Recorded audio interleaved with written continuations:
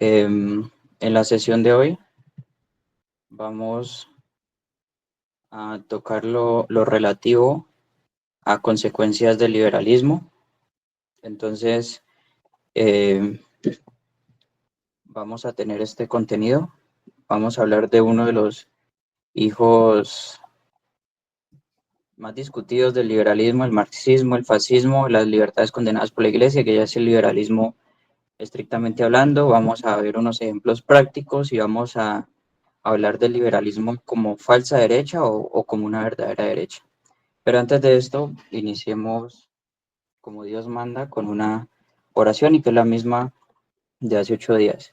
La pueden encontrar en el librito azul, no sé si se lo había dicho, al menos en la edición que yo tengo está en la página 147 y es la oración a Cristo Rey, que tiene por cierto indulgencia plenaria con las condiciones habituales. Entonces, en el nombre del Padre, del Hijo y del Espíritu Santo. Amén.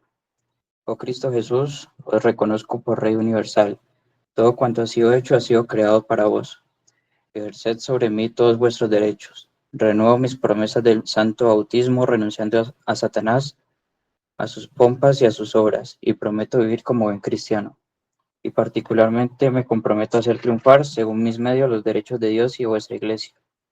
Corazón divino de Jesús, os ofrezco mis pobres acciones para obtener que todos los corazones reconozcan vuestra sagrada realeza y que así sea, perdón, y que así el reinado de vuestra paz se establezca en el mundo entero, así sea. Por cierto, Amén. la recomiendo mucho eh, para rezarla después de la comunión y en general todos los días. Como les venía diciendo, este va a ser el contenido que vamos a tratar hoy. Trataré de ser muy breve y me disculparán si sea muy rápido, pero la idea es que enunciando algunos breves principios, eso les pueda generar algunas dudas y así tengamos un espacio más amplio para las preguntas. Entonces, este afán, digámoslo así, que voy a tener, mucho más que el de hace 8 días, va a ser para tener un espacio más extenso para sus preguntas, porque yo sé que de la reunión de hace 8 días y la de hoy van a salir muchas interrogantes. Sin más, empecemos.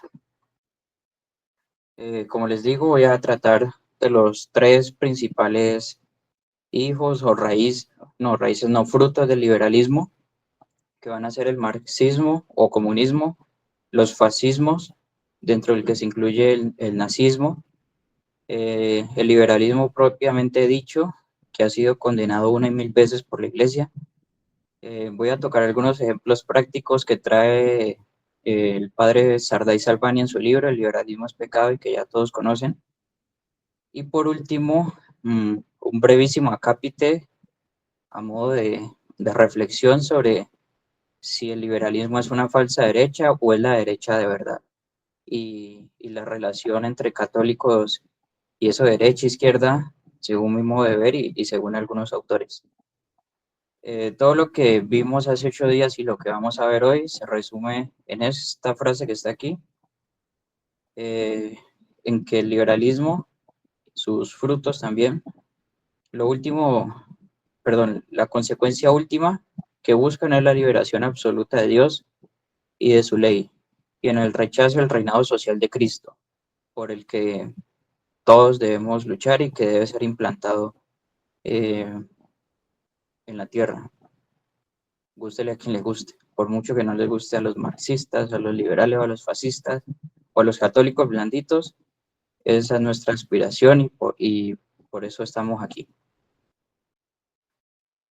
El primero de ellos, como les decía, es el marxismo o comunismo y bueno, tiene muchas variantes que puede parecer que dificultan su estudio, pero que en realidad no lo creo así, porque al final, sea un comunismo anarquista, trotskista, stalinista, internacionalista, de todas las maneras, había y por haber, siempre va a buscar la liberación, igual que en el liberalismo, por eso decimos que es uno de sus hijos. Pero esta liberación se hace o la hace el proletariado. Marx decía que liberación del liberalismo la hace la burguesía, pero es que entonces el que tiene que hacerla es el proletariado, perdón, por medio de una revolución. Y así hemos visto la revolución rusa, hemos visto con algunos matices la revolución mexicana, hemos visto revoluciones en China, en Vietnam, en las Coreas y en infinidad de países más.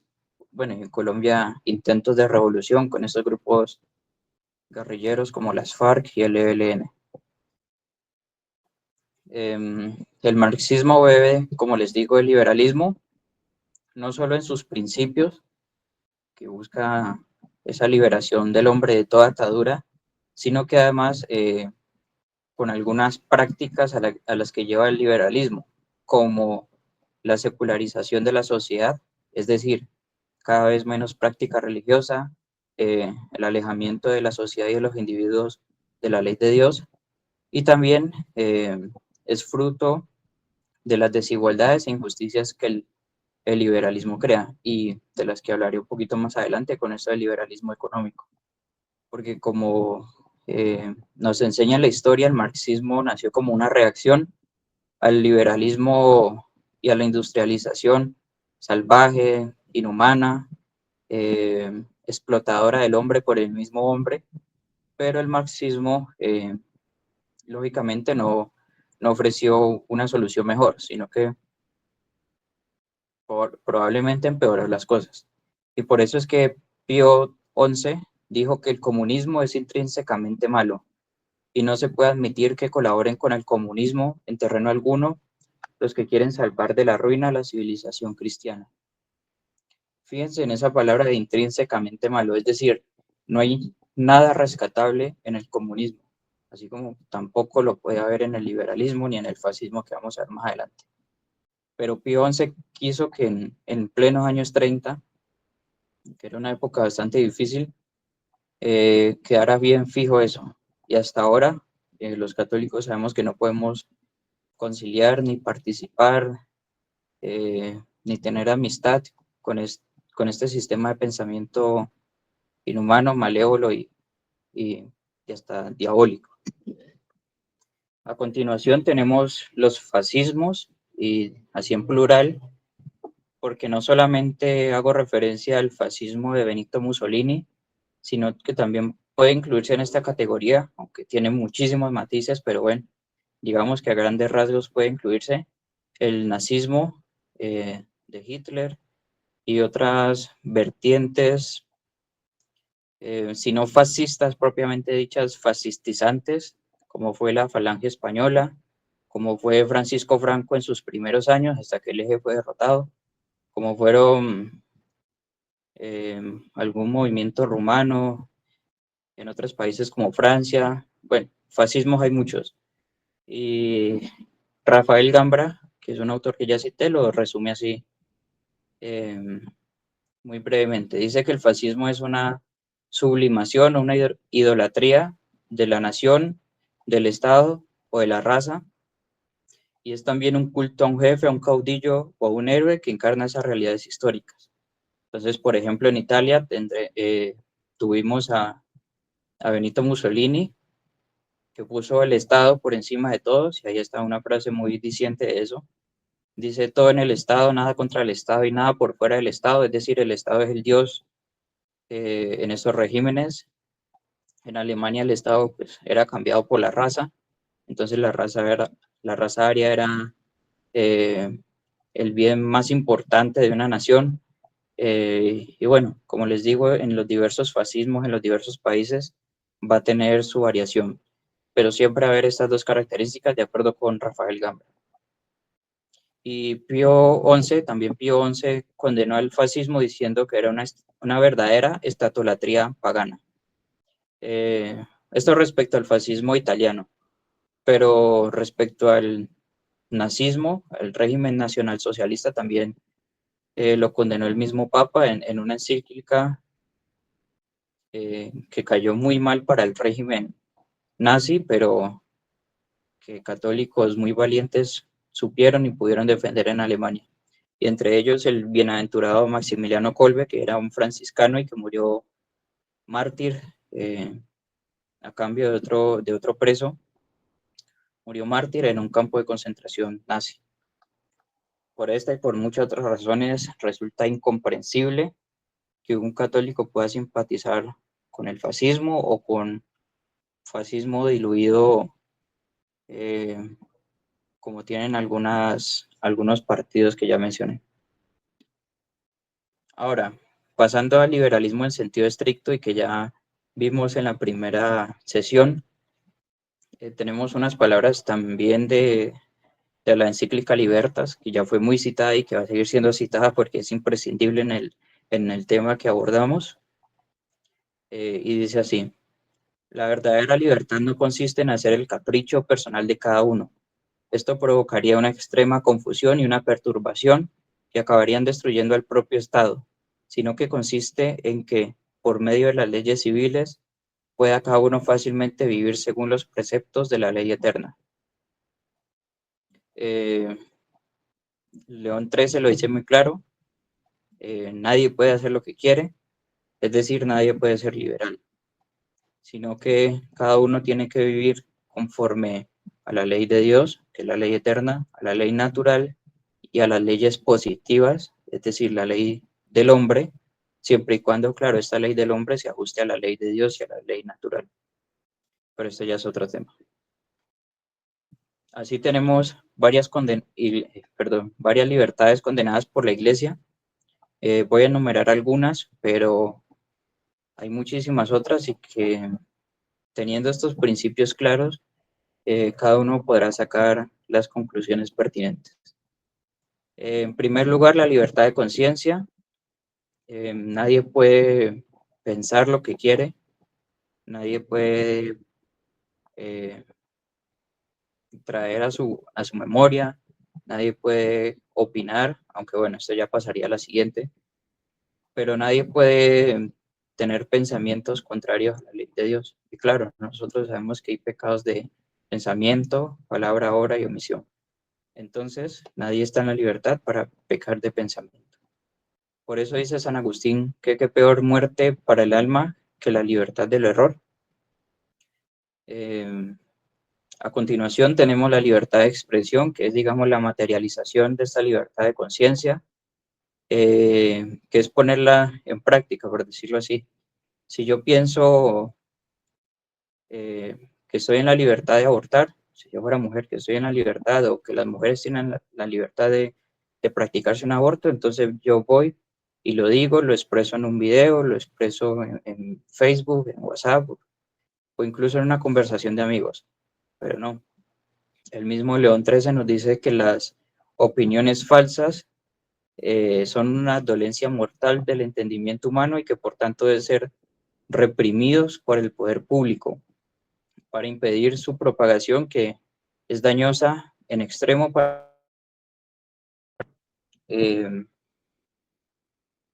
gracias a esta libertad de conciencia y libertad de expresión que van muy relacionadas, es que tenemos mil, bueno, mil es un decir, pero yo creo que son millones de sectas protestantes, de religiones falsas, de ideologías, y todo esto que nos ha llevado o que nos ha traído a la disolución de nuestra patria. También están condenadas la libertad de enseñanza, que es prácticamente que no se puede enseñar el error, porque solamente la verdad debe tener cabida en el entendimiento, dice el mismo Papa León XIII. Está condenada y sobre todo la libertad de cultos, que es decir que cada hombre puede tener la religión que le plazca, o decir que todas las religiones son iguales, o que por todas las vías se llega a Dios, que es prácticamente uno de los puntos de quiebre por los que nosotros sabemos que la Iglesia conciliar no es la Iglesia católica de siempre.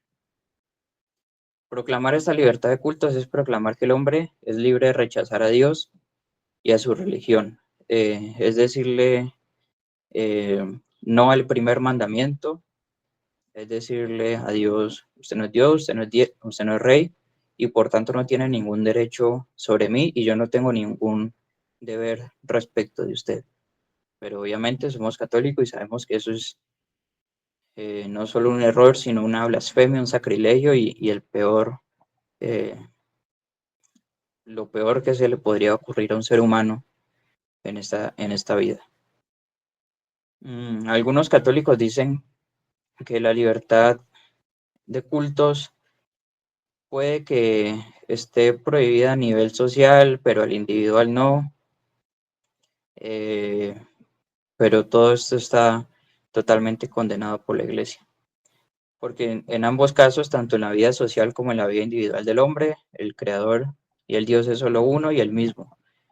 Es decir, así como el individuo no puede decirle a Dios eh, que no puede reinar sobre su vida, asimismo la sociedad, que está conformada por individuos, no puede decirle a su Creador que no tiene derecho a que su política sea conforme a sus leyes o que sus gobernantes sean católicos. No, tanto el ser humano, tanto a nivel social como individual, tienen el deber eh, de ajustar su vida a la religión católica y no debe haber espacio para ninguna otra. Muy parecida a la idea de la separación iglesia y Estado, en que nos dice que el Estado no debe tener ninguna religión, sino que debe ser laico, pero la misma iglesia nos dice que, y bueno, y Santo Tomás ya lo tiene fijo desde hace 1000 años más o menos, 800, perdón. Nos dice que es deber de los gobernantes procurar no solo los mayores bienes temporales, sino también los máximos bienes espirituales a sus súbditos. Es decir, no solo los seres humanos debemos o deberíamos tener algunas comodidades que nos permitan vivir bien, sino que además de eso debemos tener todas las facilidades para vivir conforme a la virtud y a las exigencias de la ley de Dios. Esto es un deber de los gobernantes, porque así como uno le puede exigir al gobernante en redes eléctricas, acueductos, alcantarillados, diversos servicios públicos, también hay que, también hay que exigirles y ellos deben dar las facilidades para tener los máximos bienes espirituales. Es decir, que no se entrometan en los campos eclesiásticos, que le den libertades a la iglesia para actuar, para enseñar, para realizar su culto y que no desconozca en el campo político, ni económico, ni cultural, ni educativo, ni en ningún otro, los mandamientos de Dios, su ley eterna y la ley natural. Por eso León XIII dice en esta misma encíclica que es totalmente ilícito pedir, defender o conceder la libertad de pensamiento, de imprenta, de enseñanza, de cultos, porque si el hombre hubiera recibido realmente estos derechos de la naturaleza, tendría derecho a rechazar la autoridad de Dios y la libertad humana no podría ser limitada por ley alguna. Es decir, si fuera verdad, como dicen los liberales, que hay libertad de pensamiento, que hay libertad de imprenta o de expresión, o que hay libertad de enseñanza, libertad de cultos, entonces eso sería equivalente a decir que Dios no tiene ninguna autoridad sobre nosotros o que si la tiene nosotros la podemos rechazar libremente. Es decir, el liberalismo termina en el ateísmo práctico más absoluto y más radical. Ahora entramos a un tema polémico y muy actual, pero muy necesario. También está condenado el capitalismo o liberalismo económico y su base que es el libre mercado. Pío XI en una encíclica que es la 40º ano dice que el libre mercado no puede, que el orden económico no puede dejarse a la libre concurrencia de las fuerzas. ¿Y por qué? Porque esto nos llevaría a precisamente los hechos que dieron lugar al nacimiento del marxismo o del comunismo. Todas las injusticias, toda la acumulación de riquezas en manos de unos pocos, eh, la formación de una plutocracia internacional que ahoga cada vez más a los pueblos y que les impide eh, desarrollarse y sobrevivir, que es lo que ahora estamos viviendo. Como les digo, este libre mercado es la base del liberalismo económico o capitalismo, que es lo mismo. El padre Julio Mainviel dice que el capitalismo es un sistema que busca el lucro ilimitado, para lo cual quiere ilimitados la producción y el consumo. Se define, como decía Santo Tomás de Aquino, eh, como el acrecentamiento sin límites de la riqueza. Es decir, en palabras más nuestras, buscar la plata por la plata. Es poner el dinero como un dios y hacer todo lo posible por buscarlo y si se me atraviesa un trabajador y un trabajador que es mío, supongamos, lo pongo a trabajar 12 horas y pongo a trabajar a niños y pongo horarios, condiciones totalmente inhumanas, que fue lo que se hacía en el siglo XIX y lo que aún se hace hoy. Eh, y bueno, más allá de estas condiciones creadas por el capitalismo, esa búsqueda del dinero como un fin en sí mismo está condenada por la Iglesia, como lo dice ahí Santo Tomás de Aquino, como lo recuerda el padre Miguel. Y sobre ese tema muy en particular les recomiendo la encíclica ya citada Quadragésimo Anno de Pío XI. Es decir, ningún católico puede ser capitalista, ni puede apoyar este sistema, ni a personajes como los que se muestran en pantalla, el famoso Milei o Trump o Bolsonaro. Acá en Colombia también hay, yo creo que la mayoría o prácticamente la totalidad de políticos son capitalistas. Entonces, incomprensible también que un católico apoye o esté suscrito o siga o defienda a personajes de este tipo. Ahora pasando a los ejemplos prácticos del liberalismo, ser cómplice del liberalismo, el padre Sardá Salvani nos tiene varios ejemplos. El primero de ellos es afiliándose a un partido liberal y como les dije en la sesión anterior, en Colombia no hay partido que no sea liberal. Tanto los que uno puede pensar o como los que su nombre nos puede decir no son liberales, como el Partido Conservador, o como el Centro Democrático, o como este nuevo de Salvación Nacional, todos son liberales porque aceptan principios liberales. Naturalmente van a tener consecuencias liberales. Entonces, un católico de verdad no puede afiliarse a estos partidos ni a ningún otro, por lo menos los que hay acá en Colombia. Manifestar por dicho partido públicas simpatías, elogiando y defendiendo sus personajes y periódicos. Nadie puede venir a salvar la patria o que María Fernanda Caballo o Miguel Polo Polo, Álvaro Uribe, nada. La persona que venga eh, con esas opiniones, desde el primer momento la voy a tener como sospechosa de liberalismo, si es que no de que dejó de ser católica. Porque como les digo, esto es un ejemplo muy claro de cómo uno es cómplice del liberalismo. Tampoco, y esto lo hablamos bastante en la sesión pasada, tampoco un católico puede votar candidatos liberales. Y aquí les traigo el párrafo de Gregorio XVI que nos dice: es de todo punto ilícito, condenado además por todo derecho, a hacer un mal cierto y mayor a sabiendas, porque haya esperanza de un pequeño bien, que de aquel resulte. Aquí está el tema del mal menor o del menor error que decía Castellani. Se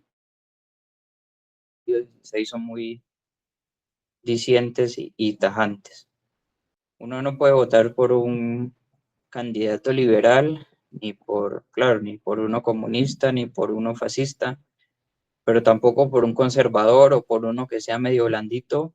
No, eso está absolutamente prohibido y dice muy mal de un católico.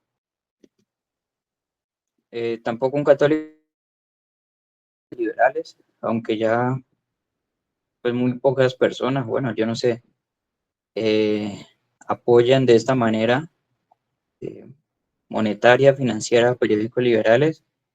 pero sí hay otras formas de participar de estos medios liberales, digamos medios así en un sentido amplio, porque puede haber católicos que estén suscritos al canal de YouTube de Agustín Laje, de Nicolás Márquez, de, como les dije, de Milei, eh, de innúmeros liberales y que solo se dedican a propagar estas libertades condenadas.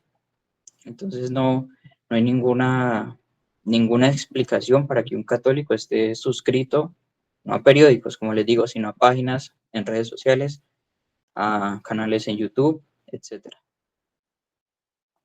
Tampoco puede administrar, imprimir, vender, repartir, anunciar o subvencionando libros o periódicos liberales. Es exactamente lo que les acabo de decir, pero aplicados a libros, a publicaciones, a páginas, por ejemplo, a blogs en los que se propague doctrina liberal, entre otros muchos medios que nos trae hoy el Internet. También se es cómplice callando o no explicando la verdad sobre estos temas. Eh, Como todos sabemos, estamos en la obligación de militar y esa militancia nos exige hablar eh, y, y propagar la verdadera doctrina a tiempo y a destiempo. Entonces no podemos aceptar que enfrente de nosotros se defienda precisamente el capitalismo o la libertad de cultos o la libertad de conciencia. También se es cómplice prestando o alquilando locales para actos liberales.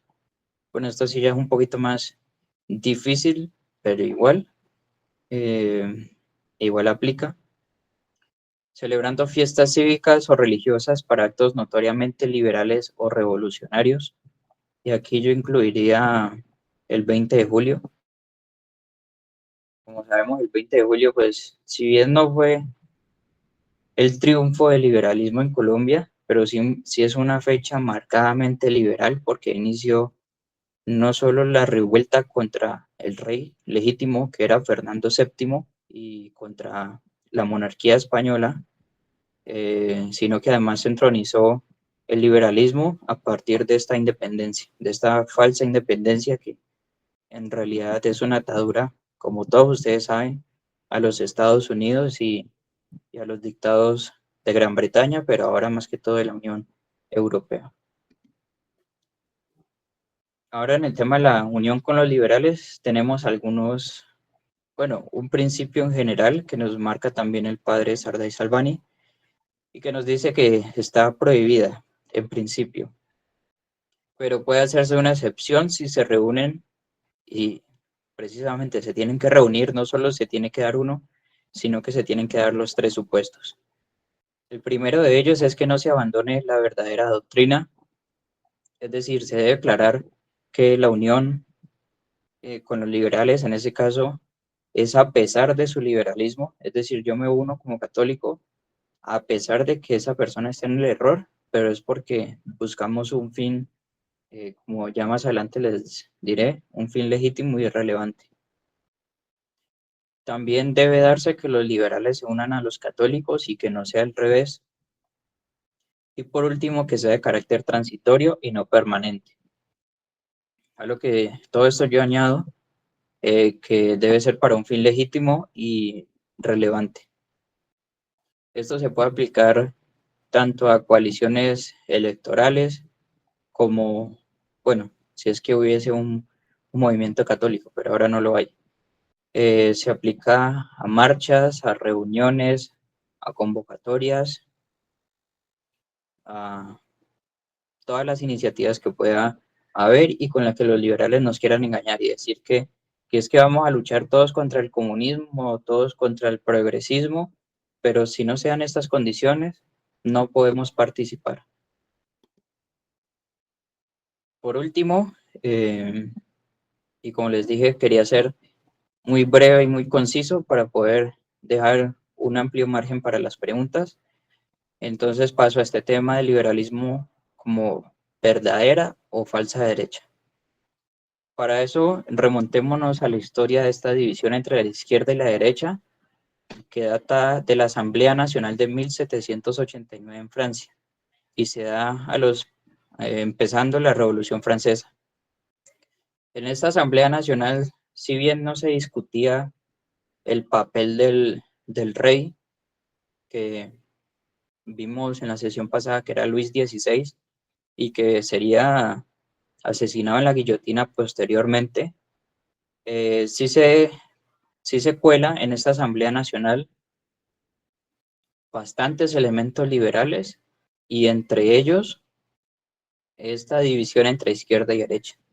Porque antiguamente la representación en los sistemas políticos del antiguo régimen se hacía por agremiaciones. En Francia se llamaban los estados generales. Era, en, por ejemplo, en España se reunían las cortes y las cortes no legislaban, sino que le presentaban al rey determinadas preocupaciones del pueblo, por el pueblo representado orgánicamente. Es decir, si yo era campesino, a mí, o yo votaba porque me representara un campesino ante el rey y que ese campesino defendiera todos los intereses de los, bueno, campesinos es muy amplio, de los caficultores, pongámosle. O si yo trabajaba en un astillero, que una persona representara todos los intereses de los astilleros. Y así mismo pasaba con las universidades, con la iglesia eh, y con otro tipo de sociedades intermedias. Esto era una verdadera representación en la que había un mandato imperativo, es decir, yo voto por usted para que vaya a votar tal cuestión positiva o negativamente, y solo para eso.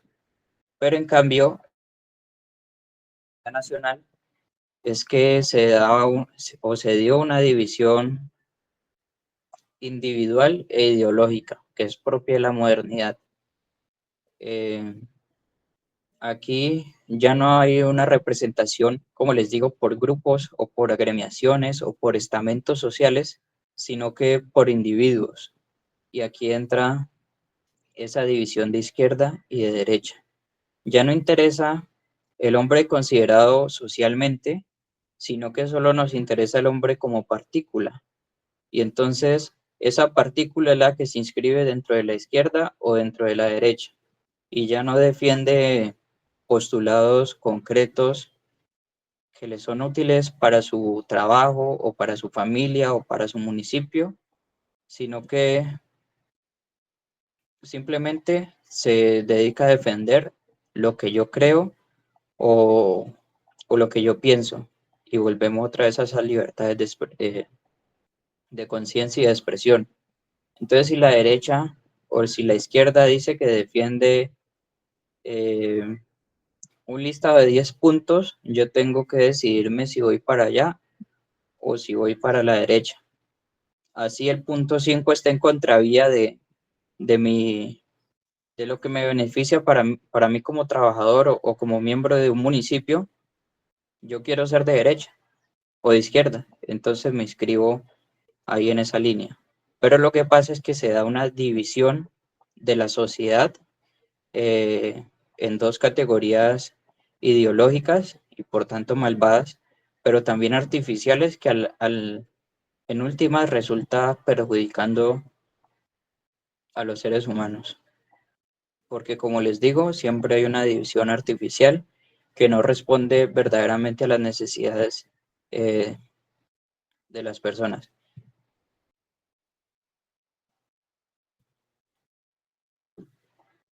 Ahora, según un autor francés que es Jean Mairan, la izquierda siempre tiene las de ganar porque ella es la que define las reglas del juego.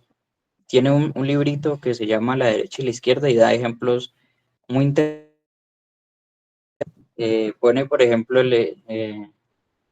a De Gaulle, que fue presidente de Francia, como todos sabemos, después de la Segunda Guerra, y nos dice que De Gaulle en 1944, si no estoy mal, entró a gobernar con los comunistas. Claro, recién liberado la Francia de los nazis. Entonces la izquierda veía a De Gaulle como lo máximo, como el mejor. pero ya después que De Gaulle fue tomando otras posiciones, la izquierda lo fue apartando de sí y lo tiró, porque eso es lo que hace la izquierda, tirarlo hacia la derecha. Y nos dice Madirán que lo mismo hizo la izquierda con Montini, alias Pablo VI, porque Montini siempre lo vieron como, y fue como un cura, un obispo muy progresista, muy de izquierdas, muy liberal, pero que apenas lanzó una encíclica contra el aborto, que fue Humane Vitae, si no estoy mal, ahí sí la izquierda lo rechazó y lo tiró a la derecha. Es decir, la izquierda siempre es la que va a definir qué es izquierda y qué es derecha. Esta es la regla que muy agudamente ha observado Madirán, perdón. Y por eso, para finalizar, les traigo este, que era un tradicionalista sin mancha, y dice así: yo no soy ni me siento de derechas, ni de centro, ni de izquierdas. Teóricamente me une a la derecha lo que dice y no hace sobre religión y patriotismo, al centro lo que dice y no hace sobre convivencia, moderación y equilibrio, a la izquierda lo que dice y no hace sobre justicia social transformadora. Pero sé muy bien que es derechas, centro e izquierdas, como tres grupos divisores y enfrentados, llevarán a la ruina y a la perdición. Y este es otro punto muy bien observado por Casariego. Y es que estos tres grupos de derecha, centro, izquierda lo que hace es dividir a la sociedad, como ya les anticipé un poquito en la diapositiva pasada, y hace que una persona se cierre dentro de un espectro. Entonces, si yo soy de derecha, yo siendo de derecha no puedo defender condiciones justas para los trabajadores, o si soy de izquierdas no puedo defender a la Iglesia Católica, y si soy de centro, entonces ni uno ni otro. Pero Casallego nos dice que no, no es así y no debe ser así. Los tradicionalistas tenemos que estar o tener una visión por encima de esos tres grupos y que respete lo que hay que respetar, sin necesidad de encuadrarse en uno o en otro, porque como vemos, el catolicismo, o bueno, estos tres grupos lo que hicieron fue robar posiciones al catolicismo. Entonces, ya el catolicismo no puede defender la justicia social porque es de izquierda o perdón, porque es de derechas, o no puede defender la Unión Católica porque es de izquierdas, pero es falso, porque precisamente estos puntos, estos elementos los toma la derecha, el centro y la izquierda de ese gran árbol que es el catolicismo. Eh, Esa es la conclusión a la que yo quería llegar. No conviene ni debemos agruparnos dentro de este espectro político, sino que tenemos que estar por encima de él y a partir de ahí actuar en consecuencia como católicos y sin importar estas divisiones ideológicas que siempre hacen mal para la sociedad porque la dividen. Lo que nosotros buscamos es una sociedad unida, pero claro, unida en el respeto a la ley eterna y a la ley natural, eh, y que en fin nos pueda llevar a la bienaventuranza, que es el fin último del hombre y que tanto rechaza el liberalismo, sea de derecha, de centro o de izquierda. Esto es todo por hoy. Muchas gracias por su atención y disculpen.